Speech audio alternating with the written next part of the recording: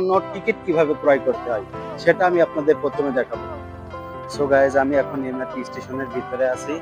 দেখতে পাচ্ছেন ওইখানে টিকিট দিয়ে ওইখান থেকে ভিতরে ঢুকতে হয়।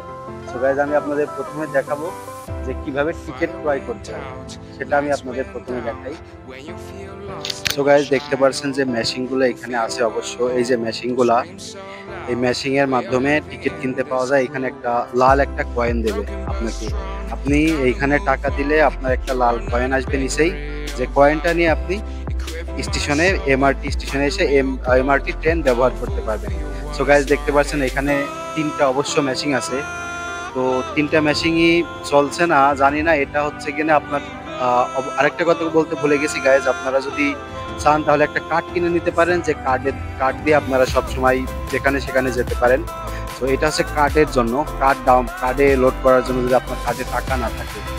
সো গাইজ, যেহেতু মেশিনটা নষ্ট, সেহেতু এখানে আবার বিকল্প ব্যবস্থা আছে। সো গাইজ, সেটা আপনাদের দেখাই। এই যে সামনে দেখতে পাচ্ছেন ওই যে একটা কালো গেঞ্জি গাইজে একটা মানুষ দাঁড়িয়ে আছে, ওইখানে গেলে আপনার কার্ড দিলে কত টাকা আপনি কার্ডে লোড করবেন সেটা বললে সেই কয় টাকা দিলে আপনাকে কার্ডের টাকা লোড করে দেবে, এই যে এইখান থেকে। সো গাইজ, আমি এখন ভিতরে যাব, ভিতরে যে আপনাদের দেখাবো।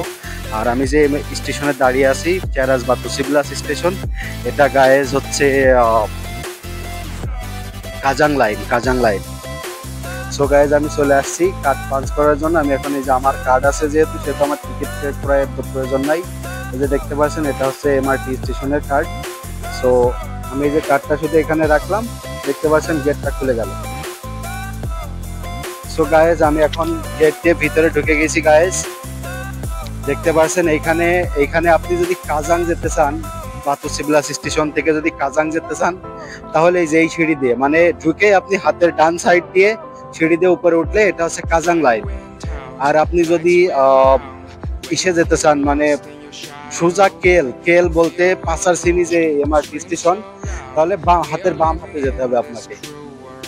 আপনি হাতের বাম হাতে যাবেন, এবং যদি আপনি তারপরে যদি না চিনতে পারেন, তাহলে এই যে এখানে চ্যাটে লেখা আছে, এখানে কখনকার ট্রেন কয়টা বাজে কনে আসে, এবং সবকিছু বিস্তারিত এই যে এখানে ডিটেলস লেখা আছে। আপনি এগুলো দেখে অবশ্য ট্রেনে চলাচল করতে পারবেন। মালয়েশিয়ার ট্রেনে চলাচল করা অনেক সহজ, যদি আপনার বুঝতে পারেন সঠিক নিয়মটা।